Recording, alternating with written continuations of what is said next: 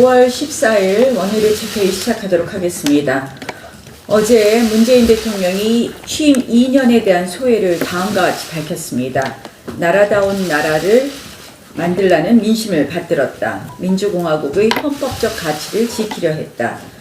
그런데 현실과 정반대 이야기라고 느껴집니다. 경제, 안보, 민생이 모두 무너지고 있습니다.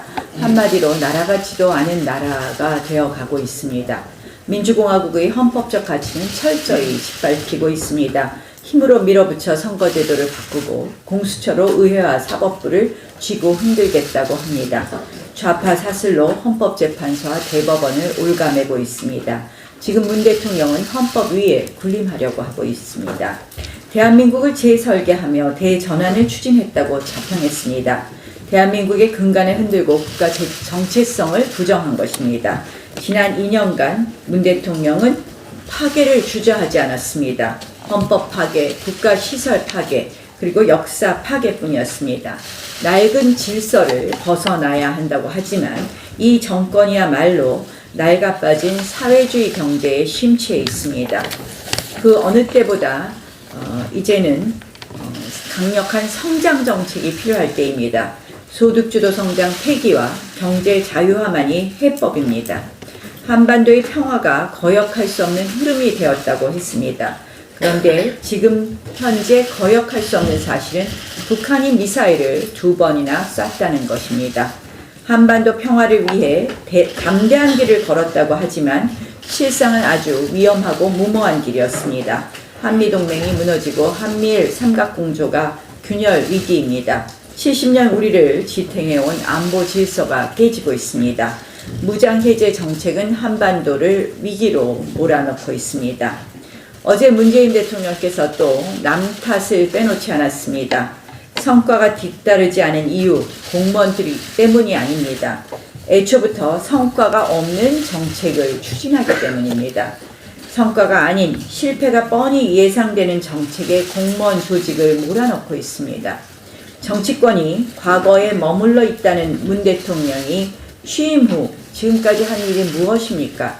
2년 내내 과거 들추기, 역사 왜곡, 전임 정권 복수하기 등 지금 가장 과거에 집착하는 것은 바로 문재인 대통령입니다. 북한을 정치에 이용하는 것 이용하는 것이야말로 낡은 정치입니다.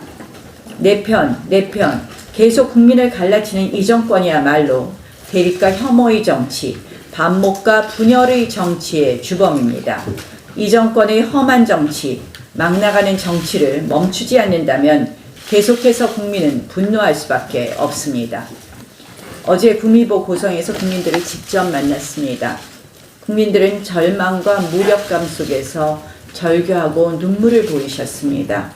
지난 2년처럼 한다면 이 나라 운명은 정말 위태롭습니다. 이대로라면 우리들의 아이들의 미래가 암울합니다.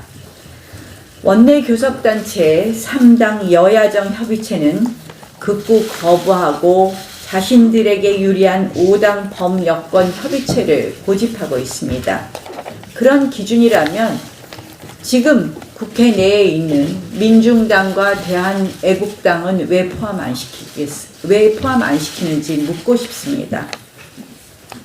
패스트트랙 정국을 풀기 위한 것이 이번에 대통령께서 국회의 제 정당을 만나는 것일 겁니다. 그것을 풀려고 하는 것이 진정한 의도라면 당연히 교섭단체 대표들과 만나는 그런 여야정이 되어야 할 것입니다. 결국 순리대로 풀자는 우리의 주장에 대해서 계속해서 문재인 대통령께서는 한마디로 옹졸한 태도를 보이고 있다고 보입니다. 이제 더 이상 속 좁은 정치로 내 편 챙기기에만 골몰하지 말고 제발 쓰디쓴 비판의 목소리도 듣고 야당의 제안에 대해서도 진심으로 귀 기울여 줄 것을 부탁드립니다. 지지층만이 아닌 국민 모두의 대통령이 되시기를 바랍니다.